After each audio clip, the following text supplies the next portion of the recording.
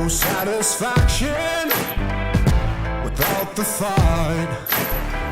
A man has limits, oh, so they say, but I never listen. Did it my way.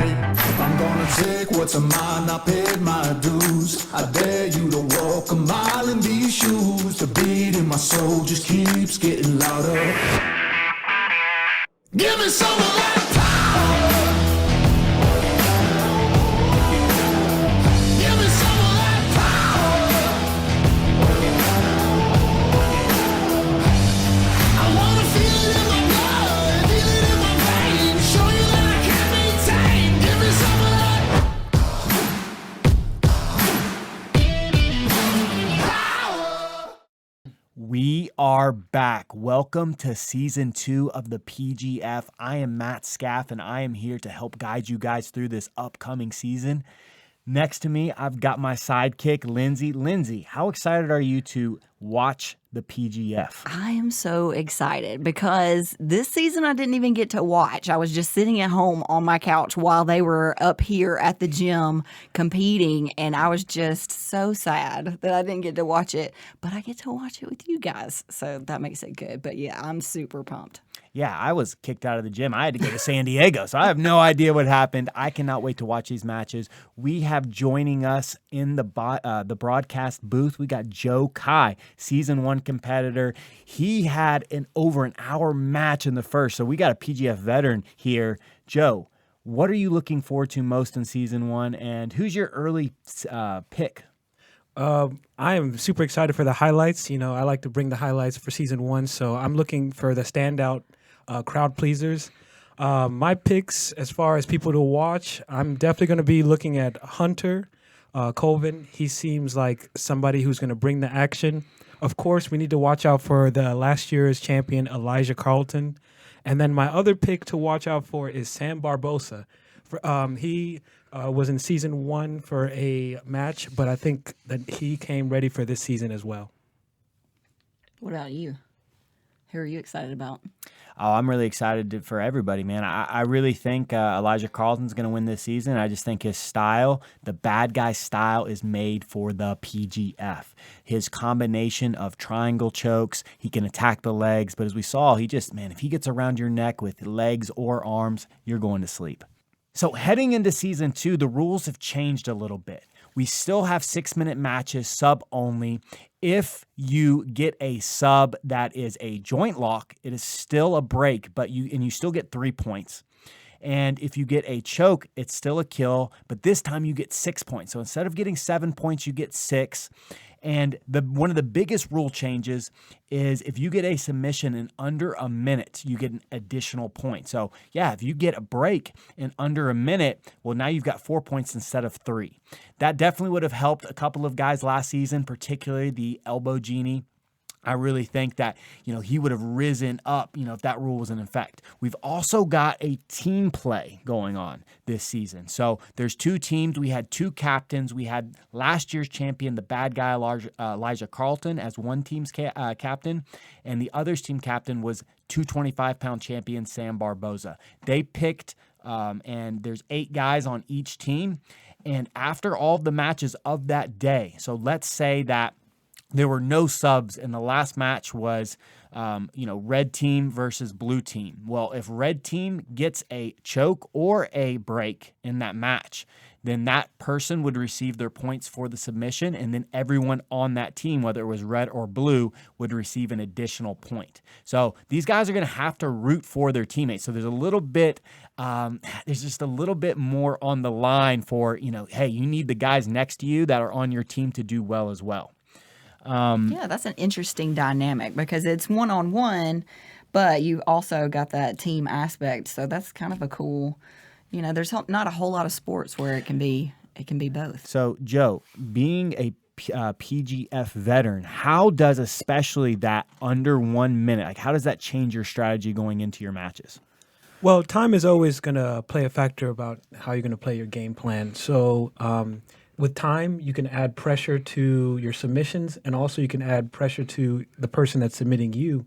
Meaning, if you can survive past that time frame, then you kind of give away those points. So I feel like it's going to add a new element to this season, and it's going to give people, like you said, an opportunity to really capitalize on if they are a speed submission artist.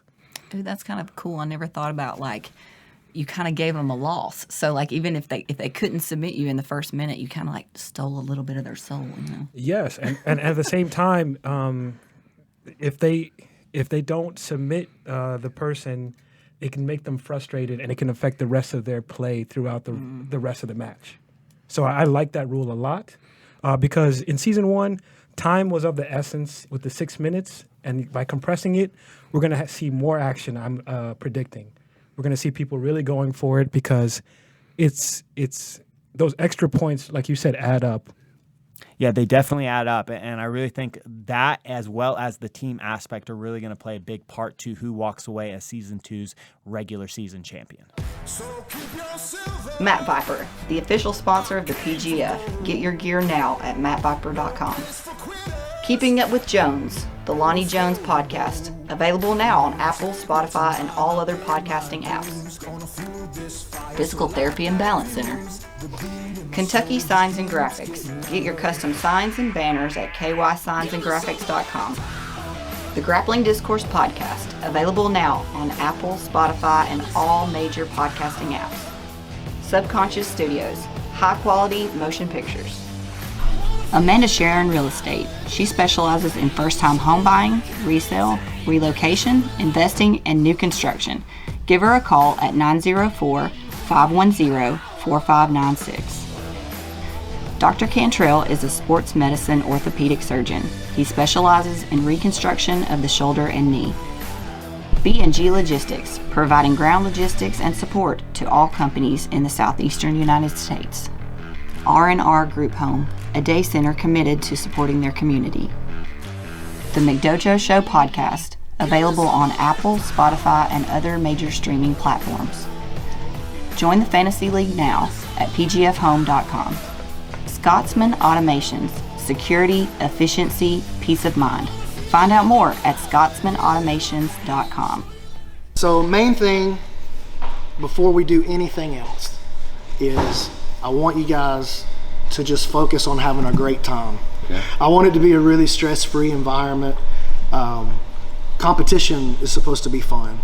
Having said that, it's probably going to feel like a bit of a gauntlet as well. Do me a favor. Don't get your arm broken. Don't get your ankle popped or your knee popped so that you got to come out here and play hurt the rest of the week. You're going to play 15 times. You're going to have 15 matches through this, okay? So be smart with your body. Like, you have to go again and again and again and again. Be smart with your body. You're going to have plenty of chances to rack up points. There's that. No points scored during the match at all. So sweeps, passes, advantages, no scoring on the actual match itself. It's completely sub only. At the end of 6 minutes, if there is no winner, it's a 0 on the board. So you get a 0, he gets a 0, and that's how many points you stacked up towards the playoff, right? So new rule this year, if you get the submission in under a minute, it doesn't matter which it is, you get a bonus point for that.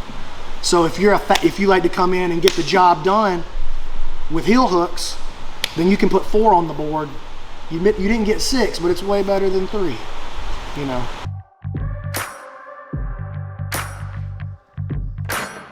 You got me feeling lately like a new world has begun. There's a fire so deep in my soul, it's rising with the sun. I'm taking the future and I'm leaving the past. There's a sign on the road less traveled, it's saying don't look back. Feel the wind in my lungs, the freedom on my tongue, my visions are becoming clear. Some people call it luck, I call it waking up, I'm only going up from here. It's a brand new day.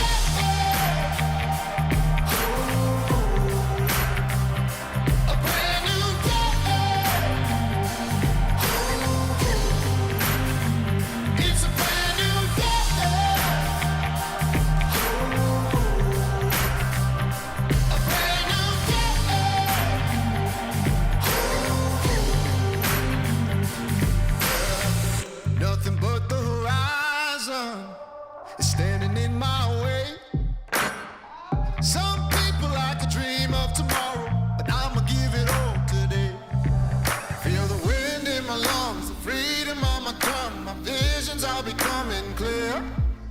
Some people call it luck, I call it waking up. I'm only going up from here. It's a brand new day.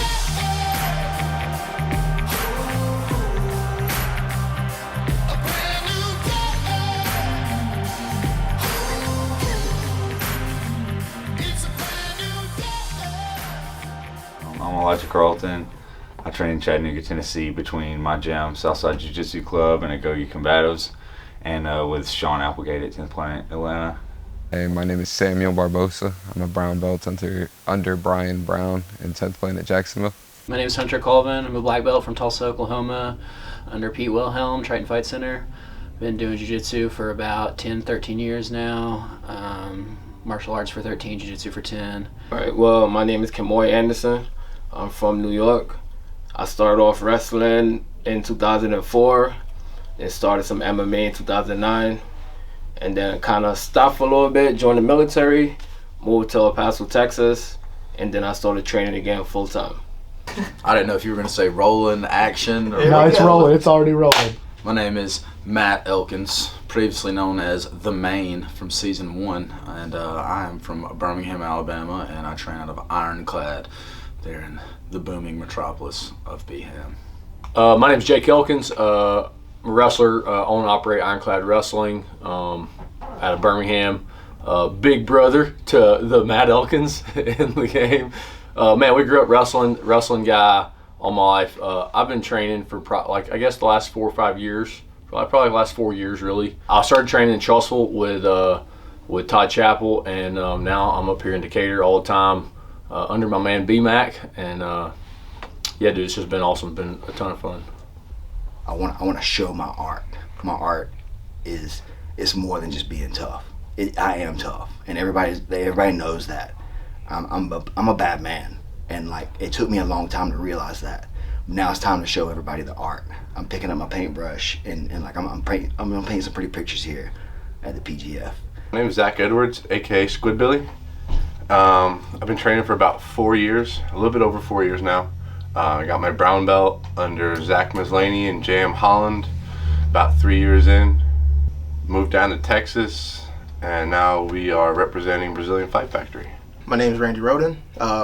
Actually, as of like 2 days ago, I've been officially training jiu-jitsu for about a year. My anniversary is like February 3rd. I train out of Rome, Georgia. A small gym, just started about maybe a year and a half. They started up called Scramble, Brazilian Jiu-Jitsu and Wrestling. Started training there, backgrounds in wrestling. They asked me to be the wrestling coach there, so I train and coach there. My name is Evan Stapler. I train under Brandon Mccaghren here at 10th Planet Decatur. I started training jiu-jitsu because I was really fat and out of shape, so I needed to do something. So I just started jiu-jitsu, and I'm glad I did. So I'm Mikey J from SBG, purple belt. Coming here today looking for the upset. There's a lot of high-level guys here today. I'm excited to compete against everybody. Yeah. Well, so I'm James Regina from 10th Planet, Kansas City. Been training about 4.5 years under Jeremy Horton. Did nothing athletic before jiu-jitsu. So this is kind of my athletic career, I would say. My name's Justin Williams. I've been doing karate and judo simultaneously for about 11 years, just locally here in Decatur. My name's Joshua Gibbs. I'm from Virginia. I've been training for about a little over 5 years. Like 2008 I did a year. Then I joined the Navy, took a 10-year gap between training and started back again towards the end of 2016 when I was stationed in Okinawa, and then moved to Lynchburg, and I've been training there ever since. My name is Kevin Primo, and I train here with you at 10th Planet Decatur under Brandon Mccaghren. I started when I was around 19, 20, had a bad car wreck and broke a bunch of stuff, and decided that I wanted to get into the hardest sport I could find. So started fighting MMA, and then from there it led into, I learned about Brandon, seen a bunch of his videos, and decided to come here. And then when I did, after day one, I wasn't going anywhere else. I'll be here forever. Well, my name's Grayson Webster. I've been doing martial arts for pretty much my whole life. I've only really been doing Brazilian Jiu Jitsu for about 2 years full time. So been rolling my whole life. My dad's a pretty skilled grappler. His background's in Japanese Jiu-Jitsu, but so I've been rolling my whole life, but really only Brazilian Jiu-Jitsu about 2 years. Don't forget to join the Fantasy League, pgfhome.com. The winner of this year's Fantasy League gets $1,000 cash. www.pgfhome.com. First match of season 2. We've got the bad guy, the 195-pound champion Elijah Carlton, starting us off against Grayson Webster, the newcomer. Guys, predictions. We got Grayson Webster. I mean, he just got his blue belt from Triad Martial Arts. I mean, look at him. He looks pretty buff there. Is there any chance for an upset? No. Is it going to be in under a minute? Yes. Okay. I think Grayson might put up a fight. Yeah, I don't know anything about Grayson. I've never trained with him, so I've trained quite a few times with Elijah, and obviously, man, we all know Elijah's a monster, but Elijah sits. He's been really working on his seated wrestling, goes for that double kawichi. Yeah, I think experience is just going to play around. Oh, nice Minari. Right into the heel hook. Wow, that was quick. Oh, wow. I actually find that really fascinating that Elijah took a really quick win like that, because I think he knows, I think he could have won that match a couple of different ways. The fact that he went for the heel hook shows, I think, a lot about his strategy for this upcoming season. Very, very skilled competitor, man. So, yeah, he got me the same way that he got Josh in the opening of the finale of season 1. It was felt like it was like Imanari, just caught the heel, and yeah, it was. I shouldn't have heel hooked Grayson last night. I should have choked him, but it just I pushed him with a double Koichi sweep, and he stepped back with that one leg, and it was just there, and I was just like, okay, I'll take it. I won't make that mistake again. Maybe I will. All right, get out. Okay, so let's break down the team and individual points for just a second. So Elijah had a heel hook, which got him 3 points, and then he submitted within the first minute, so that gave him the extra point. So right now we're standing with 4 points for the red team and 0 for the blue. So second match of the night, we've got James Regina, purple belt out of 10th Planet Kansas City, and Kamoy Anderson, the brown belt out of 10th Planet El Paso. I don't know anything about either of these guys. Do either of you? I don't either. I'm really interested in seeing Kamoy. He just looks like a beast. Yeah, I think Kamoy is going to come out aggressive. He's an MMA fighter, and usually MMA fighters like to push the pace. So I expect him to, if James stands up, Kamoy is going to take him down. If he doesn't, then Kamoy is going to be all over on top of him. Ooh, James is tall, and James sits immediately. James also fights MMA, though. So they both are bringing that tenacity. I think he was still cutting for a fight that he's got here coming up. James elevates, sweeps. Nice. That was a really nice sweep. We see James trying to get in on the legs, playing his butterfly hooks. Kamoy definitely wants to be on top. From the matches I've seen from Kamoy, he really likes that top game. Lots of pressure. Kamoy just looks jacked. He looks really strong. Yep. James is way longer than I thought. I've actually trained with James one time. It was a long time ago, though. A little bit of hand fighting. Kamoy's doing a good job of controlling that inside position. Yeah, they're definitely feeling each other out right now. And I think the first couple of matches, just like in season 1, we're going to see guys play a little bit more tentative. We're almost to 5 minutes, so. Kamoy takes that underhook. James is looking for a little bit of Kimura action. No extra point. Yeah, he's playing a knee shield right here, and it's definitely causing Kamoy a little bit of problems. Kamoy's trying to get into that half guard passing. Kamoy isn't really stepping too well. James is looking like he's trying to invert underneath and lift. Maybe for a leg lock entry. But Kamoy is just doing a great job sprawling. Oh, nice pass. Nice, right into that smash pass. Comes around the other side, and he's already got the crossface. Nice pass by Kamoy. Great job by James not extending, kind of just bringing everything in, looking to get his guard back. Yeah, and the first couple of minutes really allow you to kind of play defense. You don't have to freak out. First match of the season, we see James breathing. He's got his frames, and I would like to see those frames extend a little bit more, especially that hip frame. You see Kamoy trying to really smash that frame with his hip. James doing a better job of keeping that angle. Really good frames. Kamoy's real patient right here, and so is James.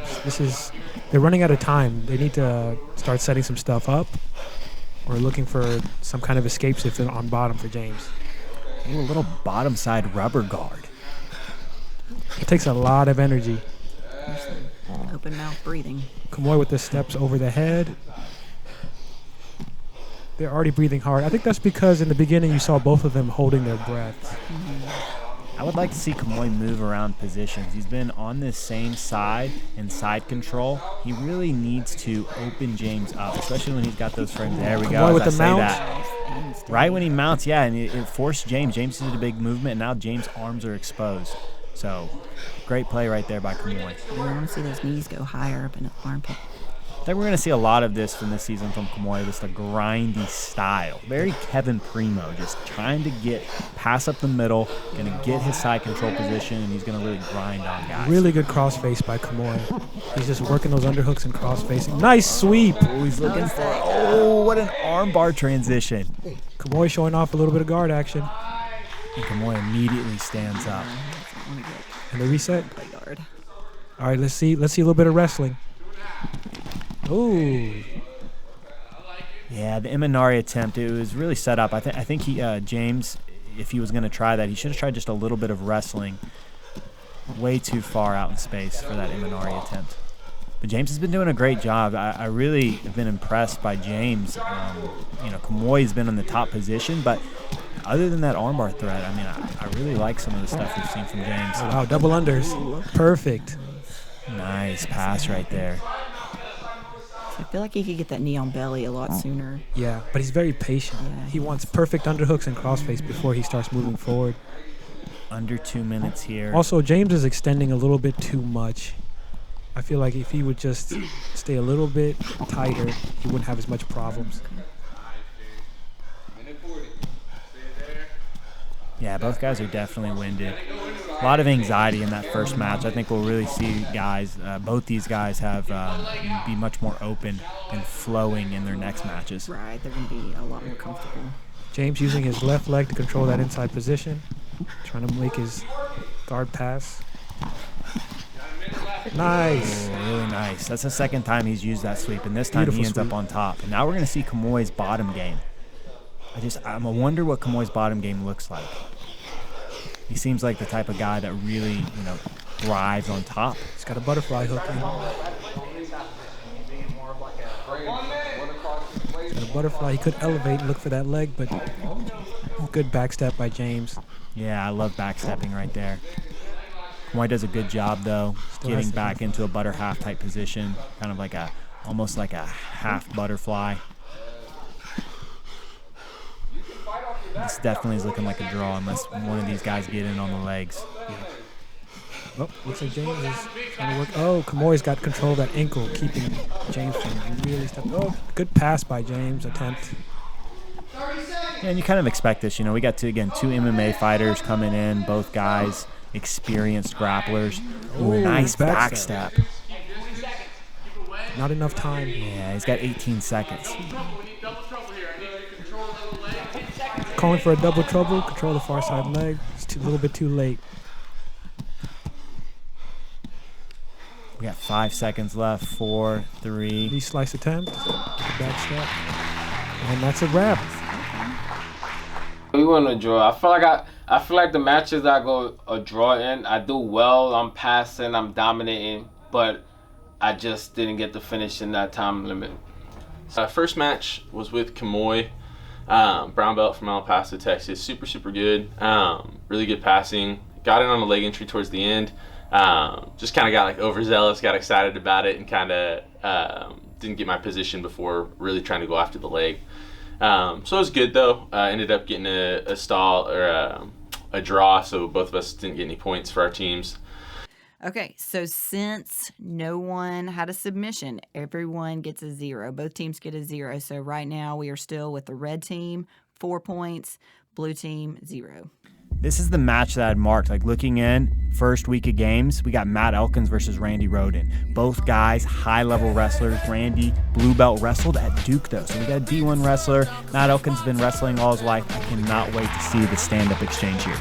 This is gonna be exciting. Yep. I didn't realize he was a big dude. Yep, and they're about the same size, so really it's going to be a test of skill. And anytime two wrestlers get together, it turns into let's see who's the better wrestler. So I expect maybe for the first minute a little bit of a wrestle off. Yeah, I really think, though, Matt's going to get the neck. I mean, Matt's choke game, as we saw in Season 1, is just amazing. And I think Randy's still about a year into his jiu-jitsu journey. I think he's still going to have some trouble with the choke game. Yeah, we see Randy win that wrestling battle right off the bat. He has huge thighs. Yeah. If Matt wants to win this, he needs to showcase his jiu-jitsu. That's going to be his strength, and he's been working a lot of that. So I expect him, maybe if this match goes a little longer, for him to maybe play a little guard. Yeah, and I think that's definitely something about Matt Elkins that, yeah, he can wrestle really well, but his jiu-jitsu is black belt level. He's a very, very high-level jiu-jitsu player, and that's always one of the things that, anytime I see him grapple or grapple with him, I walk away with going, man, this guy's super good at jiu-jitsu. Agreed. Randy looks really comfortable on the feet. Yeah, you got to think, especially, you got to think Jake Elkins and Randy are probably the two best wrestlers this season. Again, I know Matt's a beast, but... Ooh, guillotine. This is not where you want to be. To the single leg. Good combo. A lot of chain wrestling here, guys. Take notes if you guys enjoy wrestling or if you want to get into wrestling. There's going to be a lot of advanced level wrestling here. Double leg attempt by Randy. Hand fighting by both. They're looking for head positioning. A little bit of a trip action, maybe to a single leg. Matt doing a good job of controlling that collar tie. Yeah, I would like to see Matt, especially around this 3-minute mark, even pull guard. Again, he's got great wrestling, but he needs to get it to a jiu-jitsu fight. Single leg attempt. Here we go. As quick as possible. Because that's where he has the advantage. Double leg. Blast double. Right guillotine for Matt. Matt's got a nice guillotine. Randy stands back up. Like he doesn't want to, I don't know. It's almost like he doesn't want to engage on the ground. Let's see. And that's the tough part, especially when you're dealing with a guy like Randy in his high-level wrestling, is if he doesn't want to be on the ground, he doesn't have to be. That's true. And so it's really going to come to him we see Matt pull guard. Randy with the guillotine attempt. You're probably going to use that to pass. Oh, Matt enters into a leg lock attempt. Yeah, that's the one thing that Matt's really changed in his game is he's been working leg locks a ton. He's got the bite, but knee angles off. They reset. Randy did a good job slipping there. Matt, though, wasn't the best leg configuration. He didn't quite get the Ashigarami position like he'd want. Randy's back on top, and Randy's really engaging the guard. I really like seeing that. They're both exhausted, so now anything that Matt does here is going to cost him if he doesn't execute perfectly.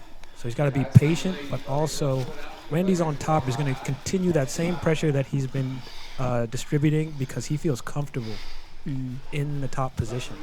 If I was Matt, I'd work a sweep and then make him be on the bottom. It's a little bit easier for cardio. And I really think Matt's, if he just stays on bottom and plays the leg game, he'll get the legs. Because I even felt like Randy right there was thinking about tapping. Like wrestlers, when they're first coming in, the thing they're scared most of is leg locks. So I think we're going to see Randy, guys are going to really pick Randy off in the legs. 2 minutes 30, and they're back on their feet. Getting a lot of shucking, a lot of collar tying, and a lot of hand fighting. Both fighting for head positioning. It's very technical, even though it may look like nothing's really going on. Yeah, this is where Matt's going to win this fight. He's getting that shin-to-shin guard. He needs to pull Randy into Ashigarami, and he needs to go for that attack again. It's by far his best attack. Yeah, really nice play right there by Matt Elkins. Randy looking for an underhook, maybe for a knee slice. Matt looking to elevate into an Ashi, or maybe some other leg entanglement. He needs to stick with this outside heel hook. Yeah, that's going to be the play. Nice follow. And they reset. Looks like Matt got injured. Oh, so Matt took an injury to the knee. He sits. It looked like it was on that calf attempt. Let's see where it was. It looked like maybe when he was going for Ashi, Randy turned, and then it looked like they were in a calf slicer. And those things are dangerous. Yeah, it's that LCL, from that calf slice, when you try and come up like that, your knee's just put in a really uncomfortable position. Still going. That's a shame, because it's his first match. Yeah. And it's got to be painful for Matt to have that kind of reaction. If I was Randy, I'd be taking advantage of this. Looking to guard pass. Yeah. Yeah, so Randy's in the front headlock. Ooh, look at this, maybe switch that into a Darce. And Matt's a warrior, though. I mean, there's so many guys that would just use this as a way out. Yeah, I would have gave up right there. Yeah. I'd be like, doctor. I'm out, guys. Yeah. Sorry, team. We're going to take a 0 on that one. Yeah. And is that right knee? Yeah. No, it's the left. Okay. Yeah, Matt's doing a really good job right here. Ooh. Spinning into really nice into that. Oh, he's going to get this. Oh, nice job by Randy. Randy did a great job getting that knee line free. Randy's got good awareness of knee line, but he's still too close for comfort with some of these attempts. Yes, and Matt's really, again, just started his leg lock journey, and so that's like the one piece. When Matt gets like black belt level at his leg locks, he's going to be terrifying. But, I mean, he's been in on the legs 4 or 5 times. I think some of these other guys are going to really see this and go, okay, I'm going to have to leg lock Randy.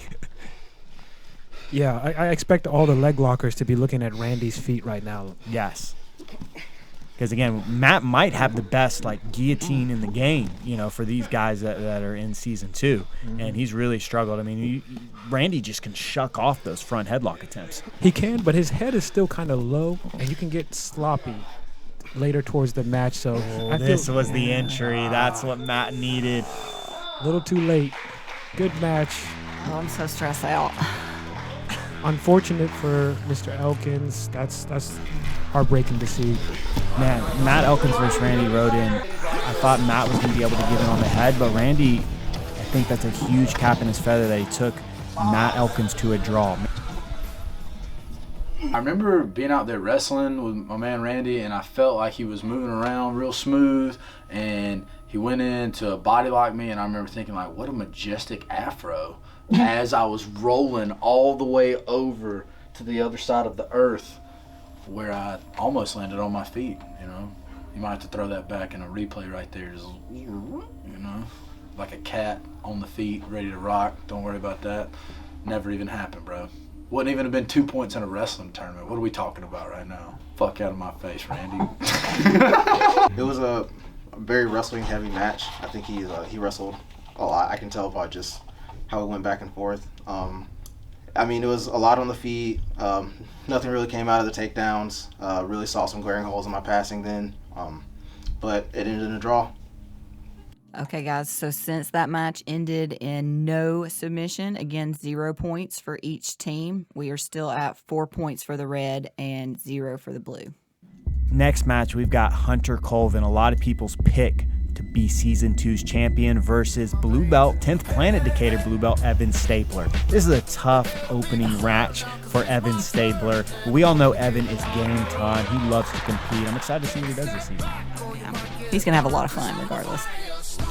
So what about Hunter Colvin's game, Joe? Because you rolled with him multiple times. What about Hunter's game should people be looking out for? His intelligence, honestly. I know he has a really good physique, but it's his experience. He's competed everywhere and everything. So you're going to see high-level, top-level execution with everything he does and full respect of his opponent. So I expect him to just score all the points you can. I think that was a big mistake right there by Evan. I actually liked Evan on top right there. More roll attempt to the back. That's beautiful. Of all the matches I've seen of Hunter, it's his Kimura trap to the back game you got to watch out for. Yes. It's disgusting. He's already got this body triangle in. He's really lifting that. Looking for the 1 minute extra points. Yeah, his digging mechanics on the neck from the rear naked choke are just black belt level. Evan's in a world of trouble. Evan doing a great job and fighting. He's about to lose that extra point. Good job by Evan. Yeah, I mean, Evan's tough to submit. I mean, Evan's got the heart of a lion. I mean, he really will fight you until you almost put him to sleep. He's not one of the guys that's going to fall asleep, right? But he gets to that point. Good body lock triangle. It's keeping Evan from moving. So what do you guys think about the lock being on the bottom? Do you guys ever have any trouble with that being on the bottom? I don't. There definitely is a leg lock there, but you're never going to – I've never seen it work at a high-level competition. I think it depends on how successful you are with your attacks. If I'm almost getting to the submission, I'm not worried about that. But if I'm struggling and the person is moving their hips a lot and is bigger than me, I might be weary of that block. Okay, so we're saying that was that. We're not saying crank. We're saying that was a rear naked choke. Okay. Don't be offended, Hunter. Points are points to me. Yeah, it just depends. Like, if they're going to give it to me, I'm going to take it. Usually, like, the scramble will present itself. But yeah, I think eventually guys are going to start catching on to it, and I'm going to have a little bit of a harder time, but that's always my game plan. Just pressure, pass, and then if they flare that arm up, I'm going to grab it, and I'm going to get to your back. And like y'all said, he came in with a fucking slam dunk. Like, I just really felt overwhelmed because, like, he's a professional MMA fighter. But right after that match, my throat was already sore and my face was on fire just because of him, like, grinding on me. And I was just like, dude, he's gonna fight it. But he got the crank, and I was like, shit, dude. I tried to get my jaw popped on the first night. Okay, so with that rear naked choke, that gave Hunter Colvin 6 points. Sorry, because he did not get it within the 1 minute. So that's 6 points. So the red team now is at 4, and the blue team is at 6. Next match, we've got Jake Elkins versus Judo Justin Williams. And Justin Williams has been training 10, 11 years. I'm excited to see this stand-up match because Jake Elkins is probably the second best. After what I saw from Randy, I'd say Jake is probably the second best wrestler in this season.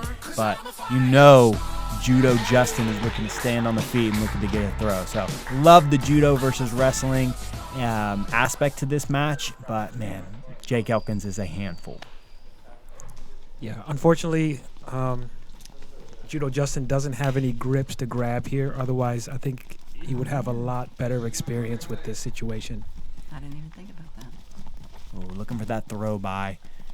But I bet his base is amazing because, and as I say that, he falls.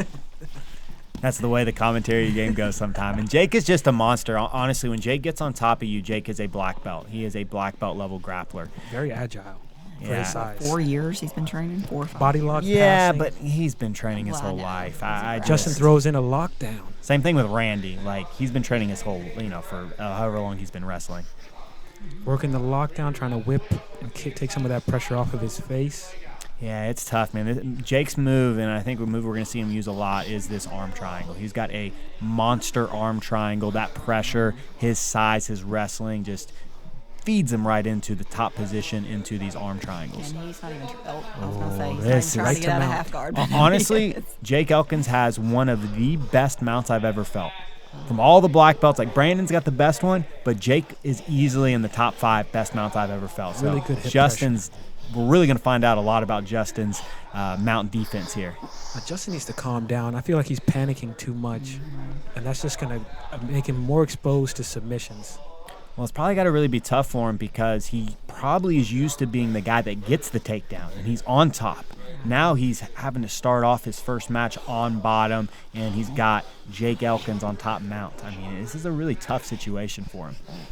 He's doing a good job of keeping his hands in, but his feet are just too exposed. Jake's knees are not even on the mat. Yeah, all that Jake's pressure's heavy, going yeah. through Justin's belly.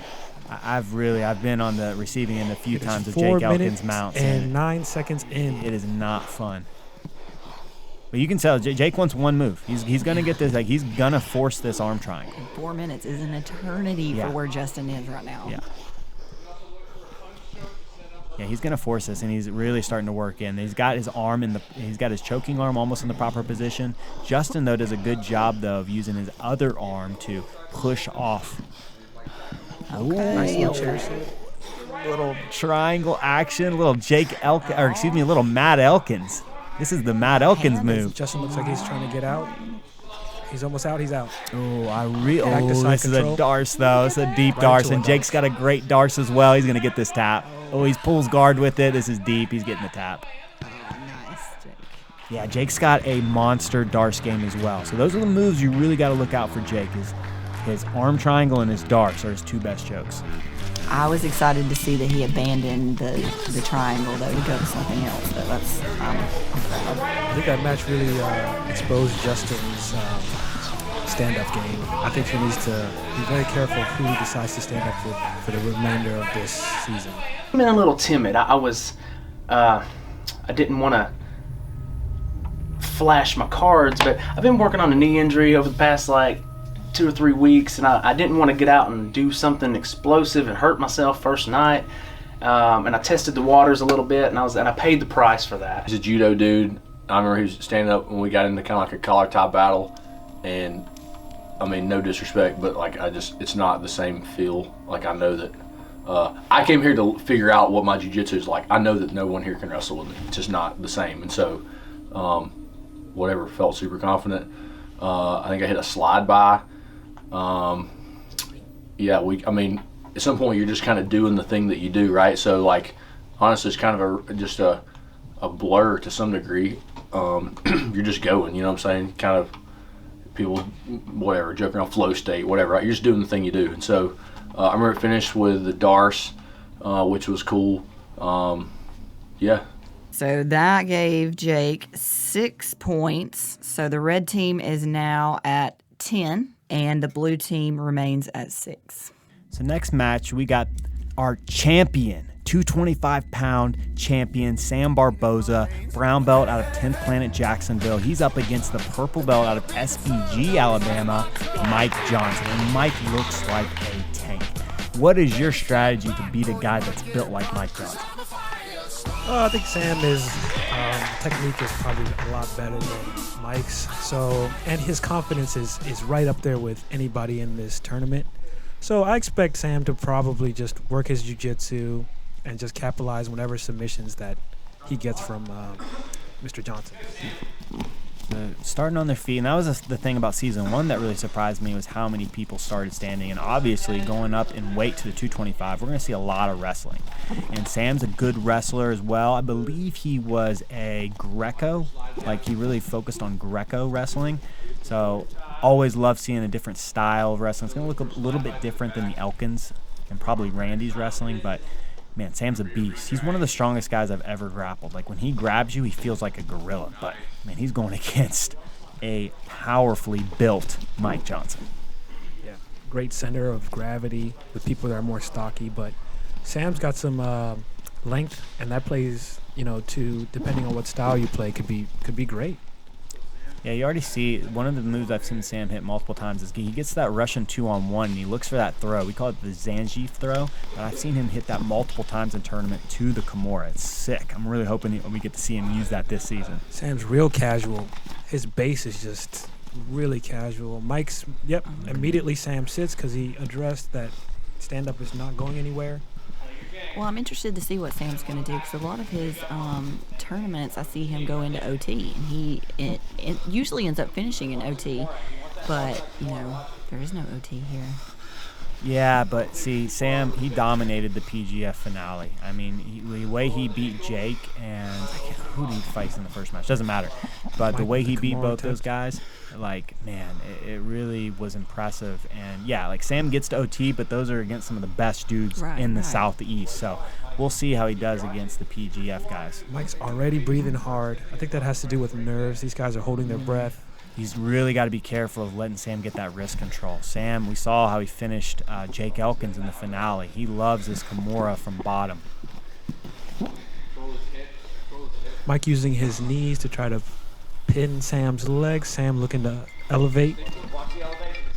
Yeah, and it looks like Sam's all bandaged up. He's got a knee brace. He's got his foot taped. So I wonder how much we'll see him enter leg entanglements. I know it's not a big part of his game, but I wonder if he's going to really try and stay clear of that as well.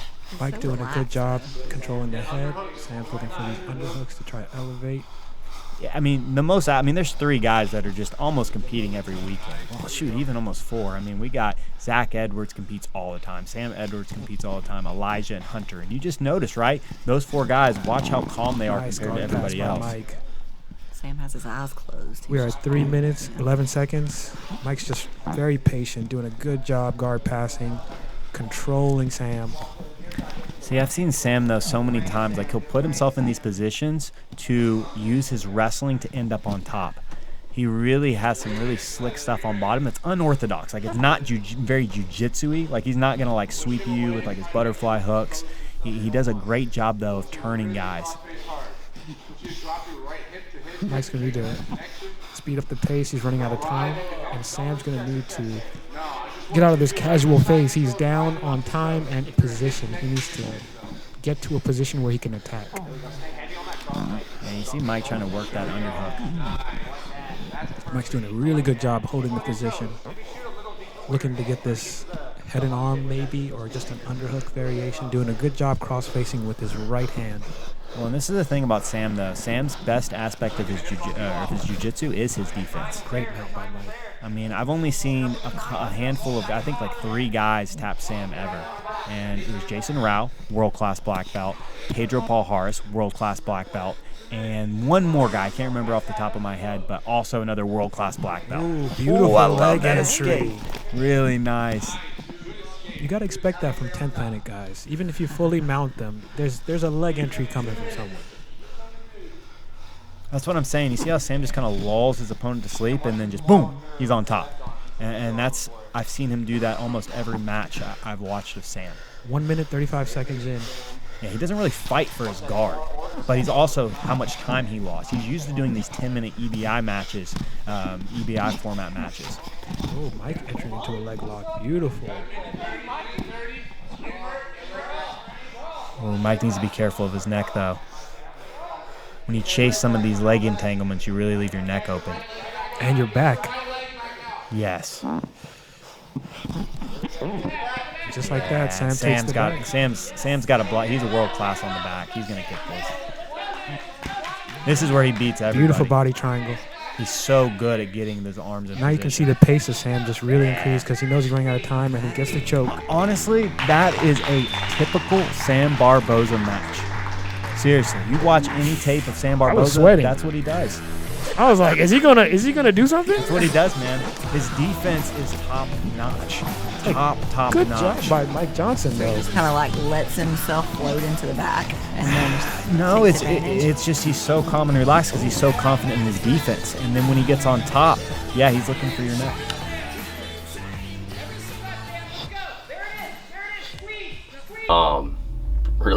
Really strong grappler for sure. Felt like I controlled most of the match. I mean, like first 5 minutes or so, I think I had him in mount. Was working for a head and arm, and he just kind of like slipped out the back. But really good transitions. I felt good. You know, for my first performance in sub only, first like tournament with leg locks as well. I'd say, I mean, it went pretty well, man. You can feel it when somebody's super duper nervous, like the tension and the grips and whatnot. And so I was just like, I could get an underhook and I could try to like force a takedown, but there are going to be better guys that I can use my energy in like more important scrambles. So I just decided to pull guard. I finished with a rear naked. That Kimura to the back, he was too strong to let me finish the Kimura. Yeah, so it was a lot of fun. Okay, so Sam Barboza gets 6 points for the rear naked choke, and so that takes the red team to 10 and the blue team to 12. So next match, we've got 10th Planet purple belt, Kevin Primo. Let's go, Season Kevin. 1 veteran, absolute stud. And then he's going against newcomer Joshua Gibbs. Joshua is a purple belt, and he trains with Caleb McAllister. So Caleb, a fan favorite in Season 1. We'll see how his guy does. Trains under Caleb. Like, he loved Season 1, so he's like, I got to be a part of Season 2. He came down, and I'm excited to see what he's got. This is going to be an interesting match because, I mean, we all know Kevin is tough as nails. Yeah. And then whenever you have you're in a tournament that's an absolute with another person that's your same belt level, you get a lot more action. So I expect both of them to really just be going hot off the gate. Man, what an interesting little throw right there by Kevin. Kevin's on top, and this is where Kevin does his best work. I mean, he's on top in the half guard position. Kevin's got some really interesting chokes. We saw him hit that chest compressor last season, but definitely his favorite's going to be that arm triangle or the back take to the rear naked choke. We saw him finish a couple of one-arm rear naked chokes last season, but we got Joshua on bottom. Got about 25 seconds left for those extra points. Kevin's, he's not the type of grappler that really, I think, is going to get very many bonus points. I mean, he's a very grindy grappler. Kevin got most of his subs last season with about a minute and a half left. So Kevin uses all of that time to wear the opponent down, and he looks for that finish the last 2 minutes. I think we'll see more of the same. And there we go. No extra points for Kevin. Nice. Beautiful guard pass. Yeah, Kevin's so good at passing. He has such good pressure. Yeah, he's got that body lock too right now, and Kevin's got a pretty good darce. He invites you to turtle, and that's where he does some of his best work. Well, I'd like to see Kevin. Oh, that was a mistake right there by Kevin. I really felt he had a really good look at the darce. Instead, he goes backwards into the closed guard. Joshua's doing a really good job. I mean, he was able to fight his way back, and now he's at this omoplata entry, and he's just scrambling. Kevin's just so good at shucking off those attempts to use that to pass the guard. I mean, we saw him. I mean, Jonathan Roberts had probably the best joint locks we've seen in the PGF so far, and we saw Kevin survive Jonathan and really use that to wear him out. So. Josh needs to be careful with this single leg attempt. Kevin sprawls on his head. Yeah, Kevin, I would really like to see him change that angle and go for that darce choke. Kevin really likes the Peruvian. Snapped him down. So he's thinking about getting this. He's got this vice grip, and he's looking either for a darce or Peruvian. Oh, wow. He's going to turn this into a north-south variation. Josh needs to get back to some kind of guard or calm down because he's using a lot of energy. Kevin does a really good job of just draining your energy and making you think that you have an ability to just explode out, and that's where he's just doing work. Yeah, Kevin, I would like to see Kevin like really get onto the back position. Good crossface by Kevin. Josh, you can tell he's running out of energy, and now his movements have slowed down tremendously. Well, it's tough, you know, when you're kind of being onslaught by offense after offensive attack. A little sloppy on the mount entrance, but with the amount of energy Josh has left in the underhook that Kevin has, I think he could probably force a mount there. Yeah, 3 minutes, and we're almost into Kevin time. You know, again, the last 2 minutes are really where Kevin shines because he has worn the guy down. But head and arm right now?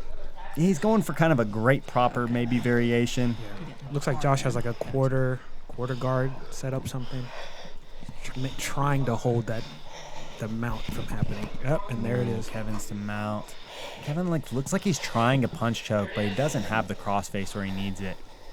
So I'd like to see Kevin move on. And there are times that Kevin, he really goes for a submission that's not there. Heavy breathing by Josh. We had 2 minutes, 24 seconds. Nothing's really happened except for just domination of position. Yeah, that was a good hit movement, but he's got to really be careful. See, this is what I really felt the darce has been there the whole time. Kevin's going to finish this darce. Oh, he's looking to switch it to more of a Japanese necktie. The darce is deep, really deep. He's trying to finish this north-south with an arm in, though. You just can't finish an arm in north-south. Watch your back. Sloppy back attack. Oh, but lets Josh gets out. And that's what I mean. You got to stay mentally in that pocket. Kevin was winning all of that, and now he's on bottom with about a minute left. Looked like we're going to see a baseball bat. Yeah, it looked like he was going to go for a baseball bat choke.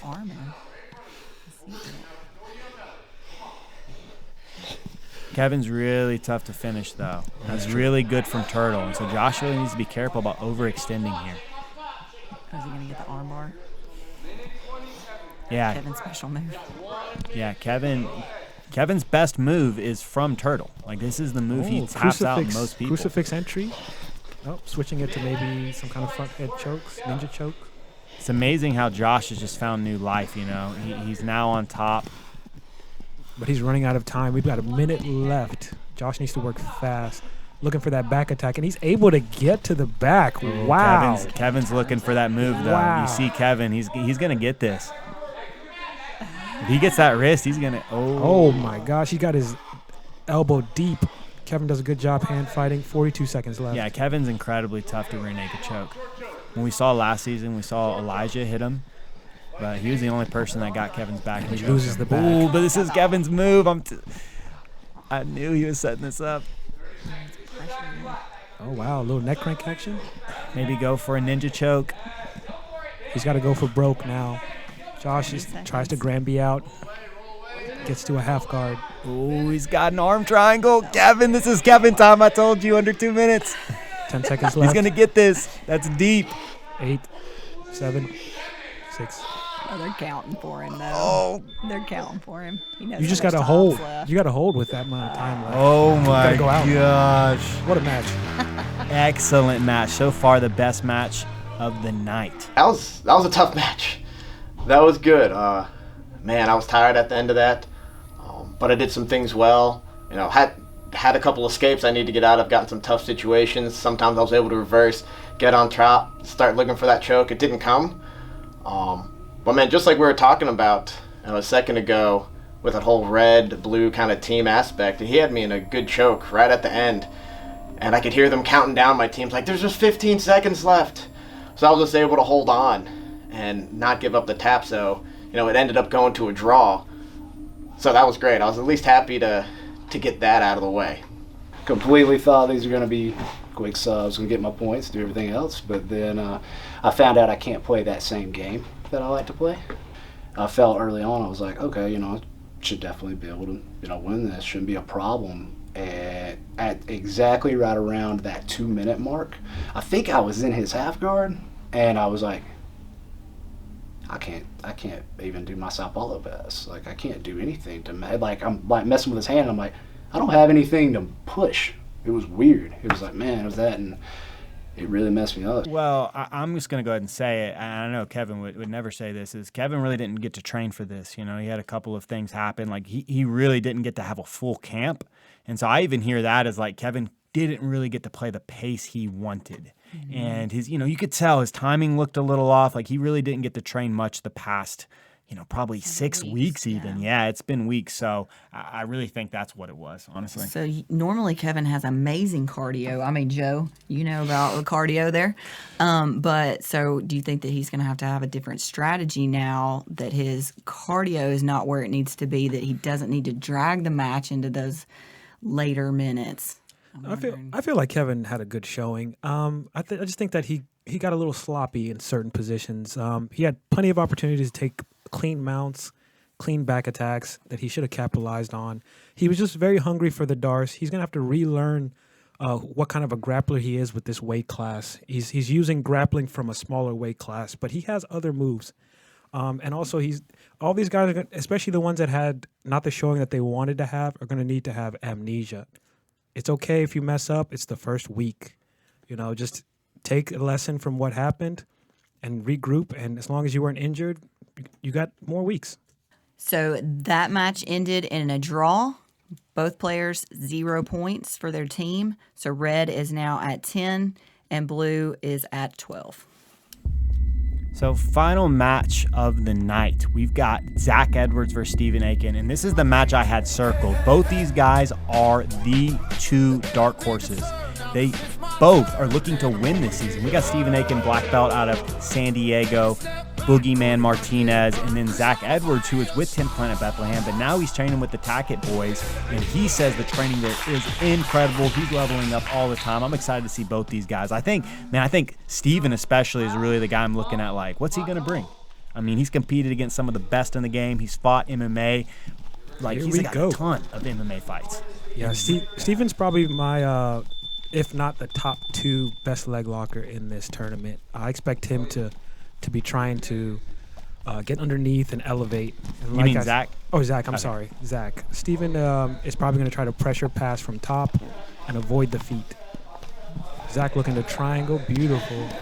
Really nice bully pass. He's almost got the bully pass. Really nice job by Stephen. Good job, Stephen. And Stephen now runs his own school, 10th Planet Perry out of Georgia. 30 seconds left for that extra point. Wow, what a guard pass. That was a black belt guard pass. Because, man, I was watching Zach at one of these 3-on-3s by Flow Grappling. He was going against a world champion black belt, and he didn't pass Zach's guard. And so for Stephen to come in, I mean, we're almost at this minute mark. I don't think anybody expected this to be, 9 for seconds any guy to get a points. bonus point. But, man, Stephen, super impressed. All right, and no extra points. So I know the weight class is 225, but let's be real. What do you think the weight difference is here?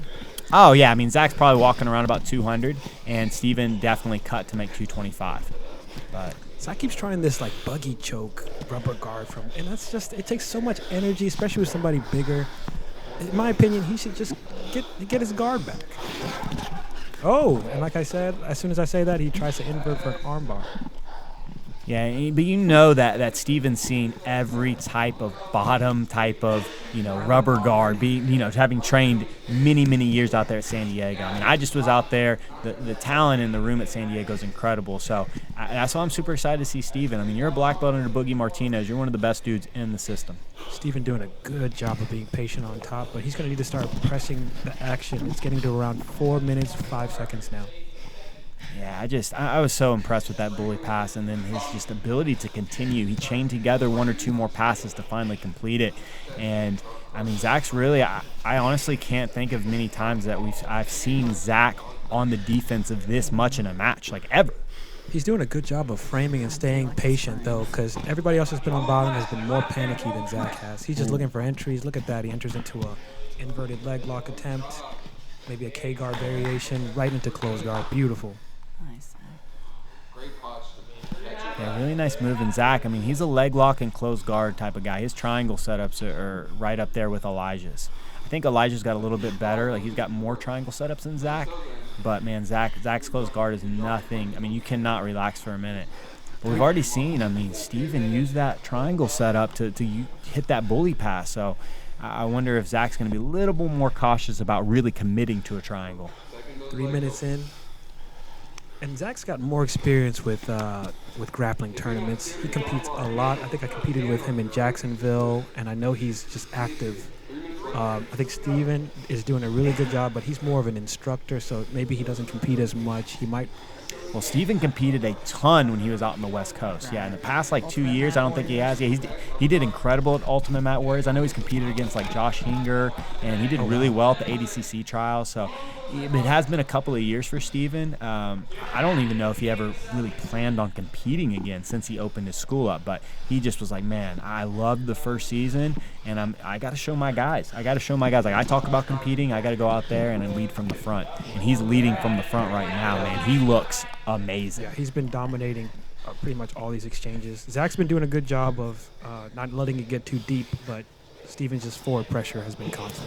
I'll go ahead and say, of all the matches I've seen so far, he's impressed me the most. I mean, his game looks so good. 2 minutes I just know the quality that Zach brings. And for him to really, be controlling this match with Zach is so impressive. So, wow. Awesome job, Steven. But, Zach, man, at any moment, he's got so many tricky setups, and he's used to this top pressure. I mean, he's training with the Tackett brothers, and he's got Cody Steele there. So, he's used to hard training. I mean, those guys there might do the hardest training in the world. So, he's in a really, really tough room. I'm impressed by Steven's pace. He's probably one of the biggest guys we've seen today, and he's just nonstop action. And you've really got to really think about when you shoot your hips up like that. You see again, man, Zach tried another triangle, then he went to invert on the legs, and Steven used it to pass again. So everybody needs to take notes because, again, Zach Edwards is a killer with those setups, and Steven's using them to pass his guard. 1 minute left. Punishing looking there. And Steven had amazing hip movement right there. About 50 seconds left. And just the weight distribution. Just look, his toes are always driving in. His knees are off the ground. His whole body's on Zach. I mean, this looks miserable. Zach's smiling, but I don't think he's happy. Beautiful hip He probably was like, man, I thought I was going against some retired instructor first round. I thought I was getting an easy black belt tap. I'm sweating watching. I feel like I'm underneath Steven right now.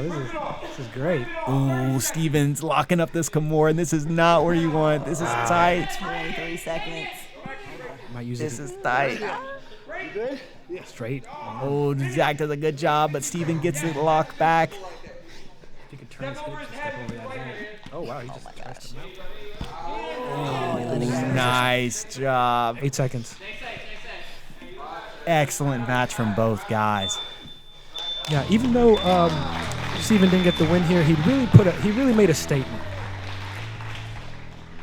Coming in of the guys that I was worried about, Zach was one, because Zach has a style that is dangerous from minute one all the way to the end. When I laid out my guys that I needed to be sharp for, Zach was one of the ones that I was like, you need to be sharp for the full 6 minutes with Zach. I tried my best to smash the shit out of him, and like I thought I gave him some good looks at some stuff.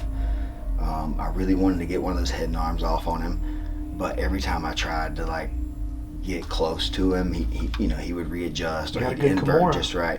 I did have a good look at a Kimura towards the end, and see, he and I had kind of, again, we had a little gentleman's agreement that we were buddies, and it's like, bro, if you have me, give me the opportunity to let go, as tap, don't break me. Just day one, first match. We both know that the other guys. And you held true to it, though. Yeah, of course. You gave him a, hey, can I go? Yeah. Yeah, right. And so that's what I'm saying. It's not just about the winning and losing necessarily and getting the taps to me. It's we made an agreement, so I didn't want to hurt Zach. I want Zach to be able to finish the rest of the season. He's my friend, so I want to see him do well the rest of the season too. If I break his arm. But at the same time, you were going for the submission. Oh, as soon as I said that, yes. As soon as I said for it, I tried to rip it off. I think my first match was Steven. I was thinking about to choke too much, and I went for a triangle. He ended up passing off of it, and then obviously he's a boogie black belt, so he's really good top pressure, and pretty much gassed myself out in that first match just trying to get out of that first initial side control. It was super heavy pressure. He went for like a straight arm lock from side control, Kimura situation, and I think maybe my arm got a little hyperextended there, but I didn't tap to it. So now at the end of the night, we look at the red team. They only have 10. The blue team has 12. So each individual competitor on the blue side is going to get a point added to their score. So let's look at who is leading. We have Elijah Carlton had 4 on a heel hook. Jake Elkins, 6 points with a Darce. That's the red team. And then we go over to the blue team. Again, all of the competitors had 1 added to their score. So we're now looking at Hunter Colvin with 7 and Sam Barbosa also with 7. So they are our leaders now. Hunter Colvin and Sam Barbosa with 7. All right, so this segment of the show is where we pick the match of the night. And this segment is brought to you by Dr. Michael Cantrell. He's an orthopedic surgeon here in Huntsville, Alabama, and he trains with us, so awesome bonus. So the match of the night is going to be Matt Elkins and Randy Roden. Awesome match. I love when we get to see a high-level display of wrestling. Randy really came out, took the wrestling to Matt. Matt had the better offensive movements. He came close a couple of times on getting and entangling the legs, but Randy, he did great awareness, got his knee line free. What was your favorite movement out of that match between Randy and Matt? Like you said, the wrestling, I kind of wish that there was a little bit more jiu-jitsu, but the jiu-jitsu that was there was actually surprisingly very good. There was some attempts for headlocks as well as entries into the leg locks that didn't pan out, but it was great to watch. I really enjoyed Randy's head movement. And in jiu-jitsu, here specifically at Decatur, we don't focus a whole lot on the stand-up techniques. But just watching him get his head out of the way of just grips and stuff, it was really pretty. I really enjoyed that. Hey, I see what you brought over there. Like a style. What's up? Right there. There he is. What's up, dude? Zach Edwards, Stephen Aiken. Aiken, first round. Chicken pasta? Stephen Aiken. Do you want the tomatoes and gravy? Oh, man. All right. I'm not I guess we'll find out. Yeah. You want to check that shit out? You want to check that shit out? Hell yeah. We are in the 225 season. What's up?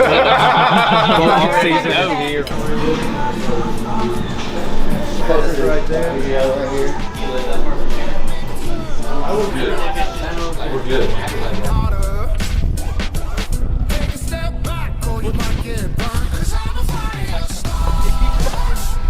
Fucked up one of my tires, dude.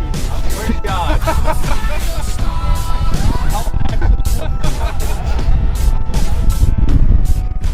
So after the first night of games, it's really interesting. I think who impressed me the most was Stephen Aiken. I mean, as we all know, I mean, Zach Edwards is an absolute monster, and his performance really showed that he is a guy looking to finish in that top 4, even top 3. It sucks, for all these guys that didn't get submissions in round 1. There was only 4. So if you got a submission day 1, like huge advantage. Obviously, we still got 15 more weeks of games, but it's a huge advantage to walk away tonight with the sub. I think Elijah left points on the table, and that could hurt. I mean, we saw Sam and we saw Hunter, his 2 biggest competitors, walk away with 7 points because their team got the extra point as well as they both got choked. So I think Elijah's going to be kicking himself a little bit, and it's going to be interesting to see how this season plays out. Do you think if Elijah's match would have been at the end, that would have changed things? No, I just think that he wasn't really thinking. Like he said, it just was there. He hit too good of a movement. The opportunity was too good. He took it and got the finish. Yeah, when there's a heel hook like right in your hands, you're not gonna let it go. And then, but at the same time, he needs to have better awareness of the situation and the bigger picture overall. That's where a coach really helps. It's really tough. These guys, they don't have their coaches here. Because if I was Elijah's coach, I'd have been screaming, "Do not get this heel hook finish. Get on top, pass, and get the choke." Can you imagine a coach saying, "Don't submit"? Right. Well, that would have been me. Too, like Kevin does a lot. He does really well with a coach, and so I think his match would have probably went a little bit different if he would have had somebody coaching him. Yeah, I think Steven was very exceptional for this block, and red team had a really rough night, except for about 2 people. I think so. So next week on the PGF, I really think the red team has the advantage. Elijah Carlton and Jake Elkins are both looking to improve upon their first week submissions, and I think they're going to be the leaders coming out of week 2. Hunter Colvin, Zach Edwards, I look to take the win in their matches, but I think Zach's going to end up with a leg lock, which is going to hurt his team overall. The rest of the matches, man, the match of the night is Sam Barboza versus Stephen Aiken. That's going to be an absolute war. That's the one I picked as well. And I put a star by Zach Edwards and Randy Roden. Randy looks amazing on his feet, and he's got amazing takedowns. We just haven't seen him very much on the ground. So I'm just I don't know what's going to happen. It's going to be super exciting, but I just don't know what's going to happen yet on that match. But I'm going to have to go with you, too, on the red team. I think it's going to be the red team this time. Man, I'm actually looking at the blue team like they're unstoppable right now because red team, Matt's got an injury. Yeah. And then, Elijah is definitely going to score. Other than that, I think the other ones are wild cards. Anything could happen. And on the blue team, I feel like there's a few more people that could score. I think Sam's going to score high. I think Hunter's going to score high again. I think Kevin has a potential to score high. And Kamoy, it might be a draw, but at the same time, he's fighting an injured player. Yeah. So who knows?